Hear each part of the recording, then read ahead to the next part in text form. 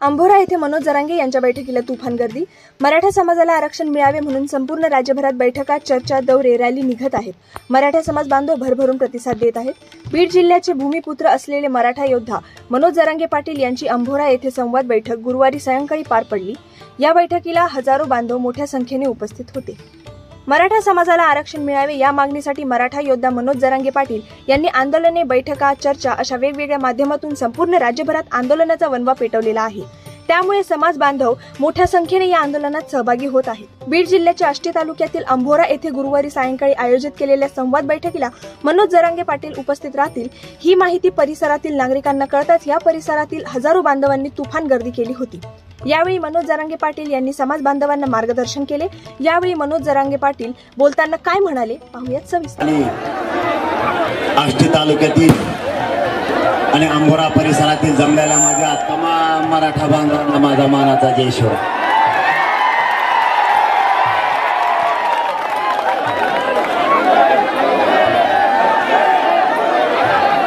एका जागेवर शांत बसा। 10 वाजायच्या आत कार्यक्रम संपला पाहिजे। मराठ्यांच्या पोरांनी समजून घ्या, शांत बसा म्हणलं का आपला समाज आता शांत बसतो। यावलेऊन आलात का तुम्ही? वचवच करायची सवय त्याला एकट्याला, त्यामुळे सगळे शांत राहा। आपल्याला आदर्श आचारसंहितेचे सगळे नियम पाळायचे। मान्य न्यायालयाने घालून दिलेल्या नियमाचं आपल्याला पालन करायचं। इकडच्या कोपऱ्यातल्या खाली बसा, वर बसा म्हणायचं नाही, गप्प एका जागेवर बसा, सत्कार नंतर घेऊ। कारण ह्या माया मावल्या आणि हे सगळे सकाळपासून थांबले तिथे।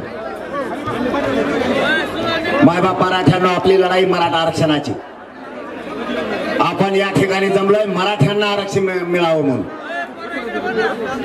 आपल्याला न्याय पाहिजे आपल्या लेकरांसाठी। कधी मराठा समाज एकत्र येत नव्हता, तो मराठा समाज तुमच्या आणि माझ्या कष्टामुळे एकत्र आलाय। मराठ्यांच्या एकीची भीती देशाला लागली। मराठा इतक्या ताकदीने एकत्र आला की मराठ्यांची दहशत देशावर बसली। ज्यांना कोणाला या महाराष्ट्रात यायचं नव्हतं, मराठ्यांच्या एकी पुढे सगळ्यांना गुडघे टेकावे लागले। तुमच्या एकीची भीती इतकी बसली, चांगल्या चांगल्याची बोलती बंद पडली। या महाराष्ट्रात इतक्या टप्प्यात कधीच निवडणुका झाल्या नव्हत्या।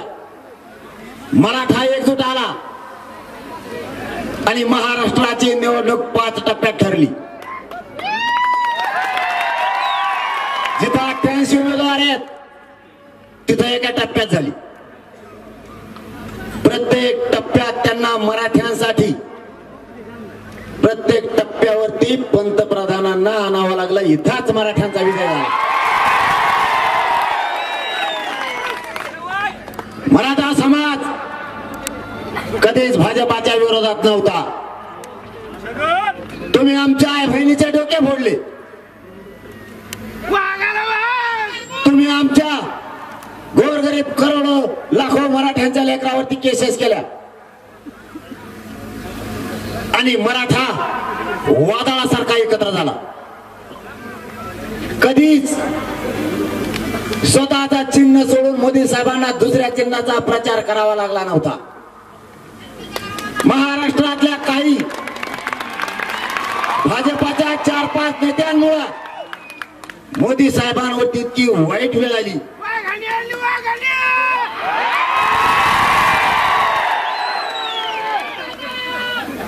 यांचा मराठा द्वेष आणि याचा परिणाम मोदी साहेबांना भोगावा लागला। आताची मोदी साहेबांची परिस्थिती इतकी वाईट आहे, मोदी साहेब मुक्कामालाच महाराष्ट्रात येत। 7-8 गोधड्या आणल्या त्यांनी इथं झोपत होते। सकाळी उठलं की सुरू, याला म्हणतात मराठ्यांचा डर। याच्या अगोदर म्हणलं जायचं आम्हाला ओबीसीच्या मताची गरज आहे. आम्हाला मराठ्यांच्या मताची गरज नाही. जेव्हा मराठा एक झाला, आता म्हणते महाराष्ट्रातलं पान सुद्धा मराठ्याशिवाय हलू शकत नाही. आता कशी ठेप्याला आली, आता कसे ठेप्याला आली. अय मी तुमच्याकडे काय आलो माहिती तुम्हाला? मी कोणाला फोन करून सांगितलं कोणाला पाडा म्हणून, कोणाला निवडून आणा म्हणलं का? पण ह्या बारीनं असं पाडा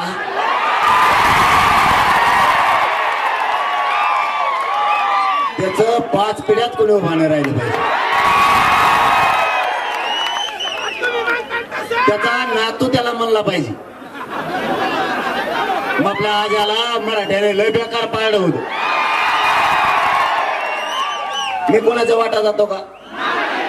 आमच्या वाटा काय होता तरी एरीत देणार नाही, घरकुलत देणार नाही.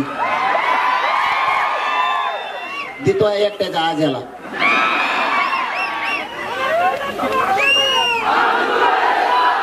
तुमच्या काय बापाची जागिरी आहे का ती? केंद्राची राज्याची सुविधा आहे. धमक्या देऊ नका. चांगल्या चांगल्याचा पाणीपत केलाय तुमचा कार्यक्रमच लावीन जर माझ्या त्या आमदाराला, खासदाराला आणि मंत्र्याला स्वतःच्या नेत्यासाठी आणि दुसऱ्यासाठी जातीच्या विरोधात जायचं सांगितलं कोणी? जातीच्या जर विरोधात गेलात ना, पुढच्या 10 पिढ्या तुमच्या कपाळाला मराठी कधीच गुलाल लागू देणार नाही. नादाला लागू नका. मी कोणाच्या वाटा नाही जात. माझ्या गोरगरीब मराठ्यांना त्रास देऊ नका. आणि ये रीन घरकुल नाही दिले ना, यांच्या दारालाच येडा टाकतो. एकट्या गेवरे तालुक्यातल्या किनगावनी 140 घरकुलं घेतले. काय गरज लागली कोणत्या आमदाराची भामदाराची? काय घरकुलं देत नाही तो? मला आमच्या जीवावर मोठा झाला ना, आम्हाला डेअरिंग शिकायला लागला का? आता आपण बी एक येत, पहिल्यांदी नव्हतो. अजिबात दाबायचं नाही. आणि त्यांना इथून सांगतो, दुसऱ्यासाठी मराठा समाजाच्या विरोधात जाऊ नका. कायमचा संपदाल. ही शेवटची संधी तुम्हाला. आता आज कोणतरी बोललं म्हणते, आज मला बोललं ना काल कोणतरी, मला 10 वाजले सांगा रे. मी मानतो बाबा, कायद्याला मानतो, आचारसंहितेला मानतो, मला पाळायला लागतं. कोल्हापूरचा चंद्रकांत दादा पाटील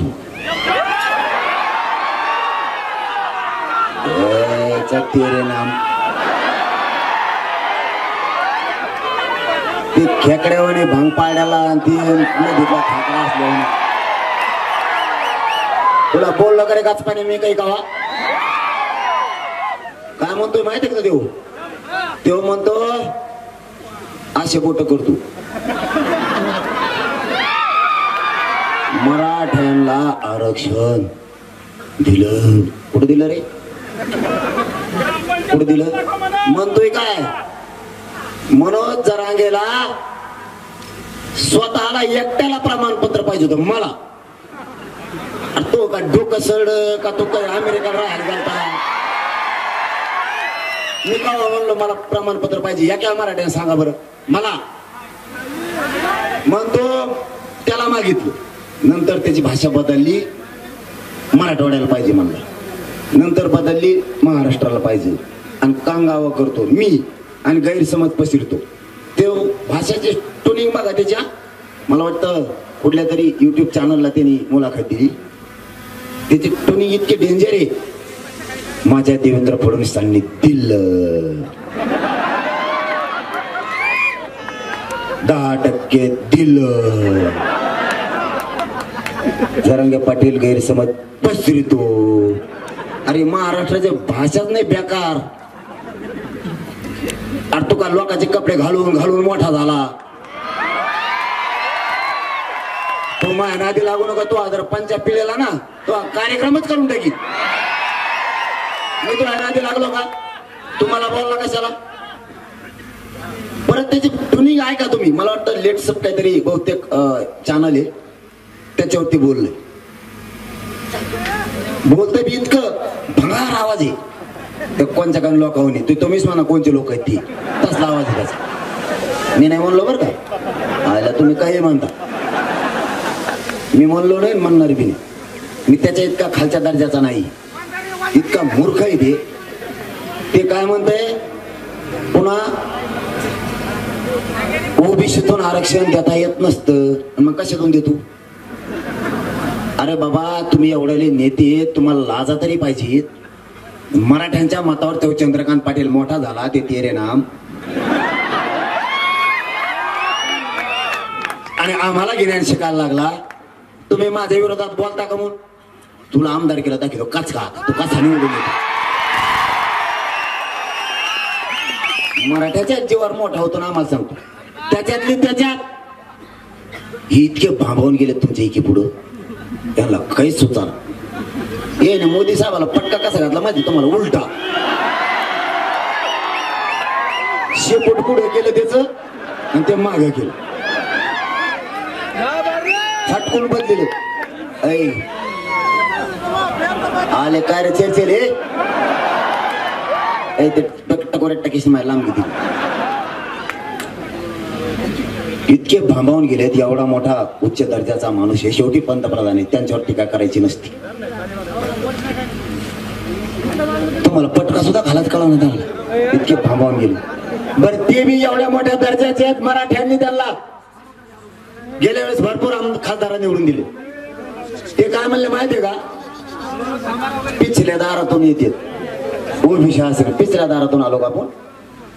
अरे दाडा दाडा छाताडावर पाय देऊन आलो सगळ्याच्या.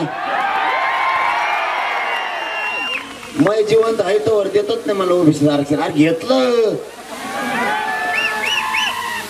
आरक्षण, घेतलं आणि ओबीसीतच घेतलं, आणि राहिलेला सुद्धा ओबीसीतूनच देणार. कोणाकोणाला अडवायचं ते म्हणा. यांच्या डोळ्यात एकता आणखीन एक विषय होतो, किती लापट माणूस असावं याचं जिवंत उदाहरण. मी कोणासाठी लढतो? मायबाप गोरगरीब मराठ्यांसाठी. इथं सगळ्या पक्षाचे लोक आरक्षण घेणार आहेत, भाजप सहित राष्ट्रवादी काँग्रेस शिवसेना सगळे. मी लढतोय जातीसाठी. का रे मला विरोध करता? आरक्षण तुम्ही घेणार, तुमच्या जातीचे लेकरा मोठे होणार. आरक्षण देण्याची, नोंदी सापडण्याची जबाबदारी यांची होती, कारण विधानसभेच्या पटलावर मंत्री आणि आमदार काम करतात. यांची जबाबदारी होती नोंदी सापडणं. यांनी सापडल्याच नाहीत. आपल्या गोरगरिबाच्या संघर्षामुळे मराठ्यांना नोंदी मिळाल्या. 1.25 करोड मराठा आतापर्यंत आरक्षणात गेलाय. तरी तुम्ही नेते कोण बोलला? बाकीच्या जातीचे लोक, त्यांचे नेते त्यांच्या जातीकडून बोलायला लागले, आणि यांच्या डोळ्यात एकता. हे व्यासपीठावर बसलेला असताना ओबीसीचे नेते म्हणतात मराठा आणि ओबीसी वादी. कुठं वादी? बीड जिल्ह्यात नाही आणि महाराष्ट्रात नाही. तुला कसं काय दिसला? एक क्लिप आली मला आता, गाडीत सांगितली. उमेदवार म्हणते, मला वाटतं कोणीतरी बंजारा बांधवाचा राठोड भैया बहुतेक कोणीतरी येत, असं मला गाडीत सांगितलंय. त्यांची क्लिप व्हायरल झाली. तो मुकला, आपल्यावर वेळ आली, मराठी सगळे एक झाले, तू आमच्या कोणी. मला एक सांगा, हे त्यांच्यासाठी उदाहरण महत्वाचं नाही, त्यांच्या संघ बसणाऱ्या मराठ्यांच्या नेत्यांना लाजा वाटल्या पाहिजे. आपल्या डोळ्यात एकता. ते मराठा आणि ओबीसी वाद हे म्हणतात. मराठा एक झालाय, ओबीसीने एक व्हा. मराठ्यात आणि ओबीसीत वाद आहे. हे मराठ्यांच्या नेत्या समोर ते म्हणायला लागलेत. मराठ्यांच्या नेत्याने म्हणायला पाहिजे आम्ही कोण आहेत, आम्ही मराठा आहेत, आम्ही तुमच्या सोबत आहेत. आमच्या मराठ्यांना तुम्ही बदनाम करतात कसे? सगळ्यांनी व्यासपीठाच्या खाली उतरायला पाहिजे मराठ्यांची जात बदनाम होत असताना.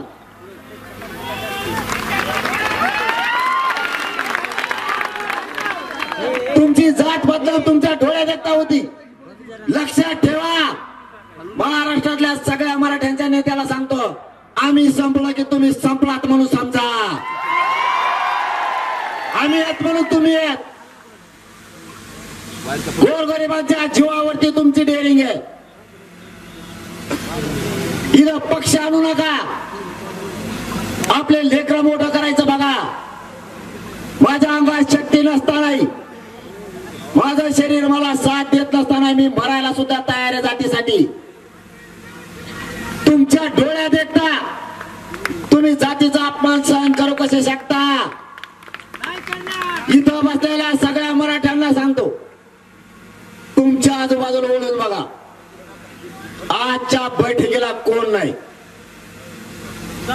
मग तो कोणत्या पक्षाचा असू द्या, त्याच्या घरी जाऊन पाय पडा. त्याला सांगा इथं प्रश्न जातीचा आहे, राजकारणाचा नाही. तुझ्या पाय पडून सांगतो, जातीचे लेकरांनी जात मोठी करायची. भंगेन भांगेन खात असतो बरं मी. येवलं आलं काय? त्याला समजून सांगा, तुझ्या पाय पडतो. जातीचा प्रश्न आहे, एवढी संधी आहे. आरक्षण मिळून आपले लेकरं मोठे होतील. सगळे जाती गुणवत्तेत तू येवळ. बहुतेक तर मला अंदाजा तसा दिसतोय. हे दाटू मोठी व्यासपीठावर एका कोण कार्यक्रम लावते का काही. तरी पण समजून सांगा, जात महत्वाची. आणि त्याच्यानंतर जर नाही आला तर त्याला जिल्हा परिषदला उभारायचंय, पंचायत समितीला उभारायचंय, त्याला सरपंच व्हायचंय. त्या टायमाला त्याला सांगायचं, जातीच्या लेकराला गरज होती तेव्हा बैठकीला येत नव्हता, नेत्याच्या मागा माग पळत होता पत्रवळी घेऊन. आता चळवळ बाहेर, कारण त्याचा नेता आपल्या दारात नंतर येणार आहे. सरळ या अंबोरा नगरीतून सांगतो, शेवटचा चान्स. मराठ्यांच्या जातीच्या विरोधात जाऊ नका. दुसऱ्यासाठी लई परिणाम वाईट बघायला लागतात. आत्ताच मोदी साहेबांनी इथं झोपायची वेळ आली. जर तुमच्या नेत्याला तुम्हाला लईच वाईट वाटतंय बोललेलं, तुमच्या नेत्याला सांगा सगळ्या स्वारीचं अंमलबजावणी देऊन टाका. ते येडं आमच्या मागं लागलंय. नसता मराठा आणि कुणबी एकाचा जर कायदा पारित नाही केला, विधानसभेला मैदानातच हे पठ्य आहे. बघतो तुमचा कसा कार्यक्रम लावायचा. आणि देवेंद्र फडणवीस साहेबांनाही सांगतो, ते तेरे नामला समजून सांगा. माया नादी लागलेले सगळ्याचे तांगे पलटी केलेले आहेत. माया नादी लागू नको म्हणून सांगा त्याला. भांग पाडी देऊ कसला घालून माया नादी लागू नको.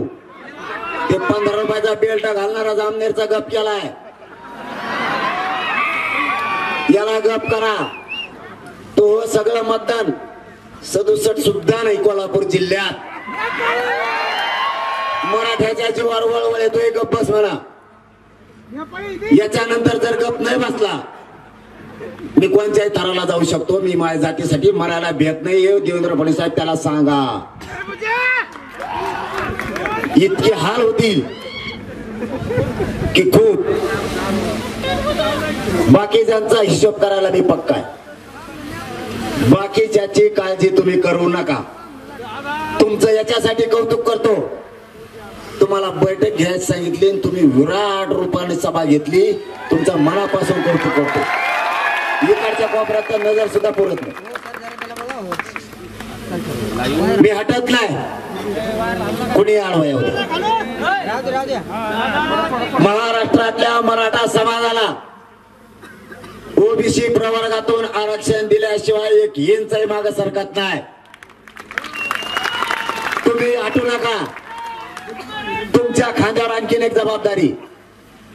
नारायणगडला 8 जूनला मोठा कार्यक्रम होतोय. इथून आपला परिसर सगळा नारायणगडवरती 8 जूनला आला पाहिजे. एकानेही घरी राहायचं नाही. 6 करोड मराठा समाज 8 जूनला नारायणगडला येतोय. आपल्या बीड जिल्ह्यावर प्रचंड मोठी जबाबदारी आहे.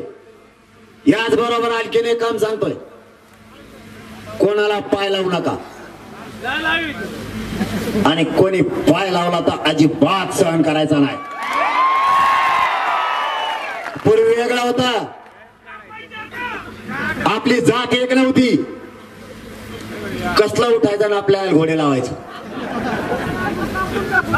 आपली जात एक नव्हती. आपला खूप छळ झाला. आपले लेकरं शिकताना सुद्धा त्यांना त्रास झालाय. जाणीव असू द्या. आपल्याला कुठं भांडण दंगली नाही करायच्या, पण छळ अन्याय पुढच्या काळात सहन नाही करायचा. मराठा बी काय असतो ना, वाटा जामाना मग दाखवतो मला मी. आता अन्याय सहन नाही करायचा आणि मी जिवंत आहे ना, तर खंबीर तुमच्या मागे काळजीच करू नका. याने खूप अन्याय सहन केलाय. आपल्यावरती खूप अन्याय केला, आपण सहन केलाय. यांचा एखाद्या गावात जास्त संख्या असेल, आसपासच्या गावात आपली, याची एखाद्या जिल्ह्यात असेल, आजूबाजूच्या जिल्ह्यात आपली आहे. खेटायचं तर खेट. पहिल्यांदा वेगळं होतं, आता जात एकत्र आली. मला एकदा अटक करायला आली. फडणवीस साहेबांनी सांगितलं, आत्या ते नाव ठुत नाहीत का बारीक लेकरायचं, आत्या ठुत असते बघा 5व्या दिवशी. तशी आत्या पोलिसाच्या कानात हळूच बोलत, त्याला अटक करा, अटक करा. मला अटक करायला आले, नुसतं माहीत झालं. 2 लाख पोर आले अंतरवाली 2-4 घंट्यातच. ते म्हणले आम्ही अटक करायला नव्हतं आलो, त्याला बघायला आलतो. बघायला काय डवरते होय का मी? त्यांना बघायला आलतो म्हणले काही नाही, सहज आलतो फक्त. हे काय चाललोत ना, याला म्हणतात मराठीची एकी.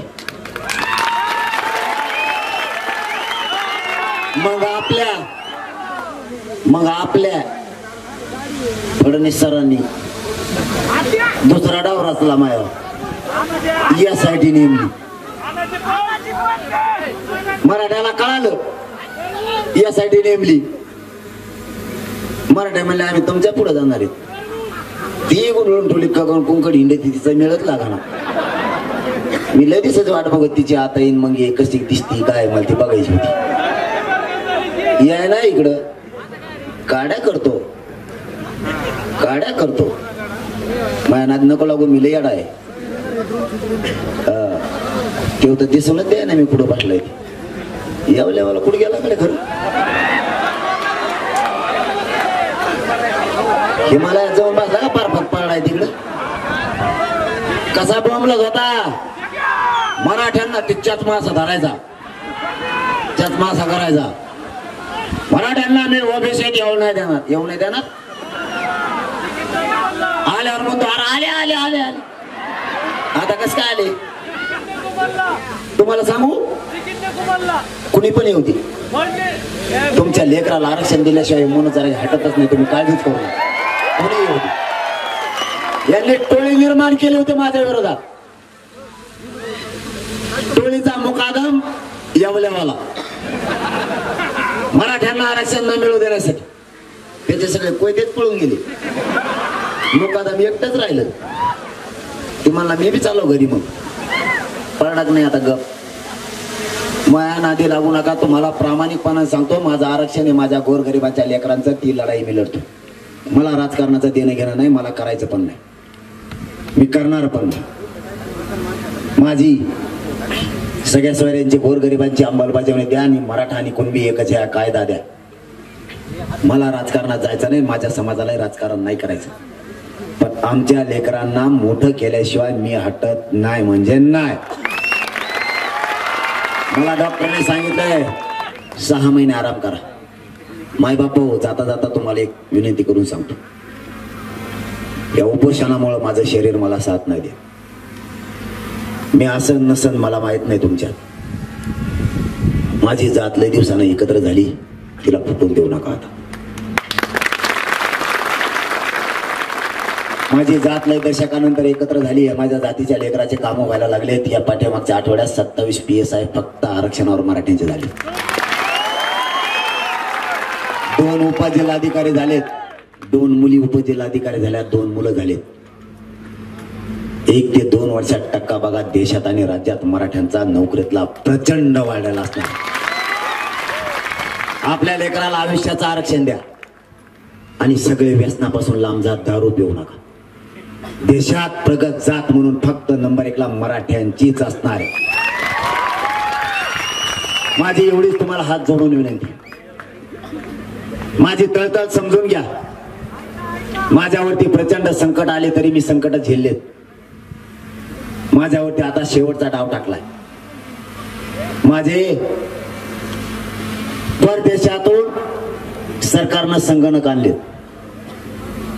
माझे खोटे व्हिडिओ बनायचे हुबेहूब आणि मला बदनाम करायचं. मला माझ्या मायबाप समाजापासून तोडायचा डाव सरकारनं आखलाय. या राज्यात एकाही आई बहिणीची माझ्या विरोधात तक्रार नाही. इतक्या नीच वृत्तीचे सरकार असू शकतं. देवेंद्र फडणवीसांना शान वाटायला पाहिजे होती. मला त्रास झाला असं त्यांनी म्हणायला पाहिजे होतं. सरकार माझं आहे, मला त्रास झाला, पण छातीत ठोकून सांगतो माझ्या राज्यात इमानदार पोरग आहे की ते आंदोलन उभा करताय. त्यांना स्वाभिमान वाटायला पाहिजे. असले नीच चाळे करायला नाही पाहिजे, कारण मला समाजापासून तोडायचा प्रयत्न आहे. तुम्ही काही करा, मी समाजापासून तुटत नाही. समाजाला आरक्षण दिल्याशिवाय हटात सुद्धा नाही. या 8 दिवसात मला दुसरी गोष्ट ऐकायला आली. त्यांच्या जवळचे लोक सांगतात मला, मी आता असं ऐकत नाही. मग एकच पर्याय, प्रत्येक माणसाचा जीव स्वतःच्या लेकरात असतो. लेकराचा विषय आला, किती वाजले रे, लेकरा जीव असतोय. माझ्या घरावर हल्ला करायचा आहे त्यांना. आणि ज्यावेळेस लेकराचा विषय येतो त्यावेळेस किती पाषाण काळजाचा माणूस असला तरी मागे सरकतो. मी माझ्या बायकोला पाठीमागच्या 15 दिवसात हॉस्पिटलला बोलून घेतलं. मी त्यावेळेस हॉस्पिटलला होतो. तिला सांगितलं आता तुमच्यावर पण बेतली,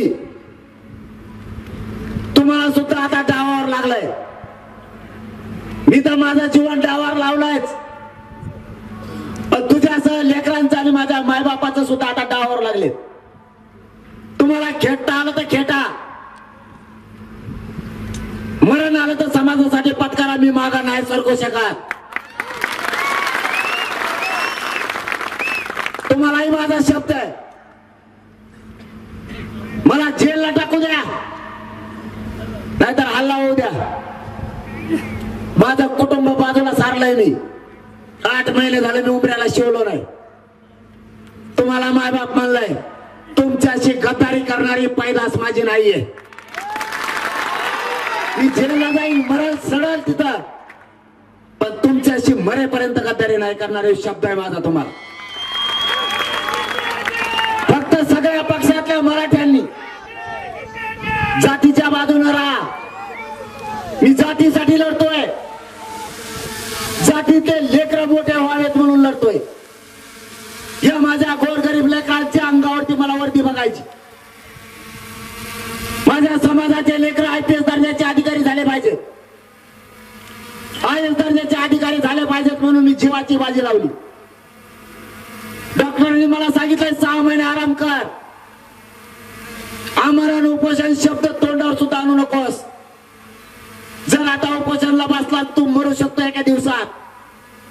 तरी मी 4 जूनला या मराठ्यांसाठी आमरण उपोषण पुकारलंय. 1 मेला तरी चालाल, पण करोडो लेकर माझे सुखी झाले पाहिजेत, मी मरायला नाही देत. तुम्हाला माझी जाताना विनंती आहे, सगळ्या पक्षातले मराठे जातीच्या बाजूने उभे राहा. एवढी संधी आपली जात आणि लेकरं मोठे करायची. नेत्यासाठी जातीचा द्वेष करू नका. आम्ही मागचं सगळं विसरून जाऊ. तुम्ही इथून पुढे जातीच्या बाजूने उभा राहा. जातीचे लेकरं मोठं करायची संधी आहे, ती पार पाडा. आता शेवटची पुन्हा एकदा विनंती, मी तुमच्यात असन नसन मला नाही माहित. माझं शरीर मला आता उपोषणामुळे नाही साथ देत. शेवटी हे शरीर आहे. मी असल नसल माहित नाही, पण आजपासून माझा समाज खूप दिवसाने एकत्र आलाय. माझी जात फुटू देऊ नका, ही तुमच्या खांद्यावरती आजपासूनच जबाबदारी. काही होऊ द्या, पण माझी जात फुटू देऊ नका. आता सगळे एक जीवानं राहा. आपली जात आपल्याला सुधारायची. तुम्हाला जाता जाता माझा शब्द आहे, माझा जीव जरी गेला तरी तुमच्या लेकराच्या डोक्यावर आरक्षण देऊन गुलाल टाकल्याशिवाय एक इंचही मागे सरकारणार नाही, शब्द आहे माझा तुम्हाला. किती संकट आले तर मी खेटायला तयार आहे. हटू नका. आरक्षण विषय संपल्याच्या नंतर अनेक संकट आपल्या लेकराच्या समोर आहेत. महाराष्ट्रातल्या गोरगरीब लेकरांना मोठं करायचंय, त्यांच्या अडचणी तोडायच्या. मी जिवंत आहे तोपर्यंत खंबीर तुमच्या पाठीशी उभा आहे. मी तुमच्या पाठबळावर, तुमच्या आशीर्वादावर आणि तुमच्या जीवावरच तिथं माझी जीवाची बाजी लावून लढतोय. साथ असू द्या, पाठबळ राहू द्या, आशीर्वाद ठेवा. तुमचा मुलगा म्हणून सांगतोय, चंद्र सूर्य असेपर्यंत टिकणार आरक्षण तुमच्या लेकराला दिल्याशिवाय मी हटत नाही. यावेळेस कोणालाही पाडा, कोणालाही निवडून आणा, मला गरज नाही. पण असं पाडा, 5 पिढ्या त्याचा पुढे उभा कोणी राहिला नाही पाहिजे. तुमच्या मताची भीती वाटली पाहिजे, तुमच्या लेकीची भीती वाटली. आता 10 वाजलेत. आदर्श आचारसंहितेचं पालन करणं माझी जबाबदारी आणि आपण हे सगळ्यांनी करावं. न्यायालयाच्या निर्णयाचं पालन आपण केलं पाहिजे. मीही करतोय. आचारसंहितेच्या नियमाचं पालन करून मला नाविलाजाने इथं थांबावं लागतंय. आरक्षण मिळाल्याच्या नंतर विराट असा प्रचंड, यापेक्षाही प्रचंड मोठा सभा आणि मेळावा या ठिकाणी पुन्हा आपण घेऊ. थांबतो. सगळ्यांना मानाचा जय शिवराय.